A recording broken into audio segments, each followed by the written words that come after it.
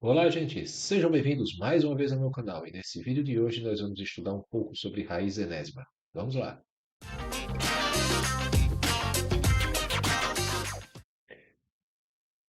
Então vamos lá, gente. Qual o conceito de raiz enésima? O que significa raiz enésima? Veja só.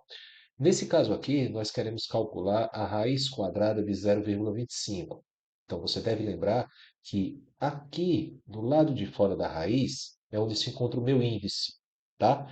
Então, quando não tem nada escrito, nós já subentendemos que o nosso índice aqui é 2. Portanto, nós queremos encontrar um número que multiplicado por ele mesmo seja igual a 0,25, ok? Então vamos lá, vamos ver como é que nós vamos fazer essa questão aqui. Então, nesse caso, é interessante que você escreva esse número na sua forma fracionária, ou seja, 0,25 é o mesmo que 25 sobre 100. Perfeito? Vamos lá. Então, nesse caso aqui, nós queremos calcular a raiz quadrada de 25 sobre 100. Ok? Então, utilizando a propriedade dos radicais, nós podemos calcular a raiz do numerador e a raiz do denominador. A raiz quadrada do numerador, no caso, vai ser 5, e a raiz quadrada do denominador, no caso aqui, vai ser 10. Portanto, meu resultado aqui é 5 sobre 10, que é a mesma coisa que 0,5. Ok? Então, se você estiver calculando a raiz de algum número que esteja na forma decimal, é interessante você escrever ele na forma fracionária, ok? Vamos para o segundo exemplo. No caso aqui, eu tenho a raiz cúbica de menos 216. Veja só, o meu índice aqui no caso é 3.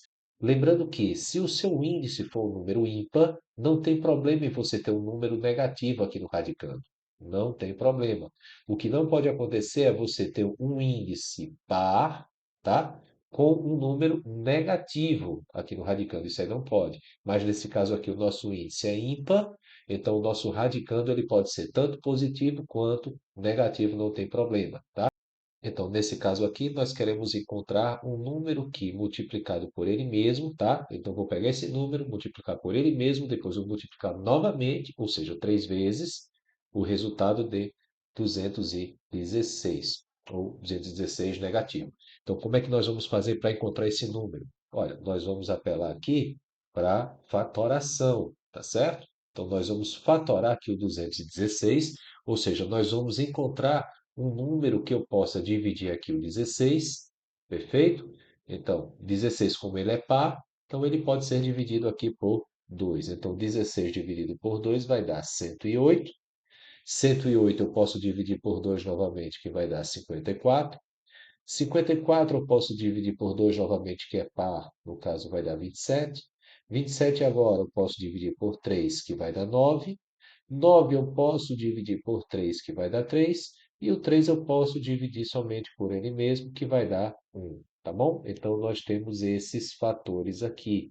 O que é que você vai fazer agora? Olha só, como o nosso índice é 3, tá? Como o nosso índice é 3, você precisa pegar esses números aqui que nós encontramos e escrever eles, separar eles aqui em três grupinhos aqui, olha só. Esses grupos têm que ser iguais entre si. Então, o que é que eu vou fazer? Ó, vou pegar esse número 2, vou escrever aqui no primeiro parênteses. Esse outro número 2, vou escrever no segundo parênteses. E esse outro número 2 aqui, vou escrever no terceiro parênteses. Vou fazer o mesmo com esse número 3 aqui. Vou escrever ele no primeiro parênteses. O segundo número 3 vou escrever no segundo parênteses. E esse terceiro número 3 eu vou escrever no terceiro parênteses. Veja só que os fatores aqui ficaram iguaizinhos, ó, 2 vezes 3 cada um. Então, 2 vezes 3 no caso vai dar 6. Portanto, a raiz cúbica de menos 216 vai ser 6, lembrando, 6 negativo, tá certo?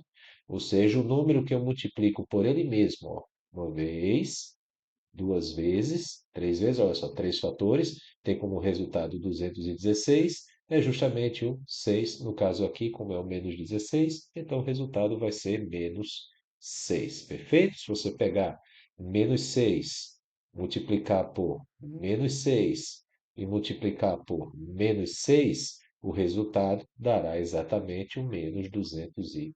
16. Ok? Vamos para o próximo exemplo. Eu tenho agora a raiz cúbica de 1728. Mesmo jeito, ó, número grande assim, não é complicado de você saber de cabeça, de você calcular mentalmente, então a gente vai fazer por meio de decomposição. Então, eu vou pegar, ó, 1728, ok? E vou dividir ele aqui até onde eu puder. Vamos lá. Então, como ele termina com 8, 8 é par, significa que eu posso dividir isso aqui por 2. Então, dividindo aqui por 2, eu vou ter 864. Termina com número par, significa que eu posso dividir por 2 novamente. No caso aqui vai dar 432. Eu posso dividir por 2 novamente. No caso aqui vai dar 216. Posso dividir por 2 novamente. No caso aqui dará 108, que também pode ser dividido por 2. Olha, termina com número par. No caso vai dar 54. Também posso dividir por 2, nesse caso aqui dará 27, que eu já não posso mais dividir por 2, termina com número ímpar. Então, 27 eu posso dividir aqui por 3. 27 dividido por 3 vai dar 9. 9 eu posso dividir por 3, que dá 3. E, finalmente, esse 3 eu divido pelo 3 mesmo, que vai dar 1. E eu concluí aqui a minha decomposição. Repito, como é raiz cúbica nesse caso aqui, olha só, você tem que pegar esses números que você encontrou aqui na decomposição e você tem que escrever eles, ó, em três grupinhos aqui, olha só, que serão os três fatores, perfeito? Tá bom? E esses grupos têm que ser iguais entre si. Beleza, vamos lá. Então aqui eu tenho o número 2, vou escrever no primeiro parênteses.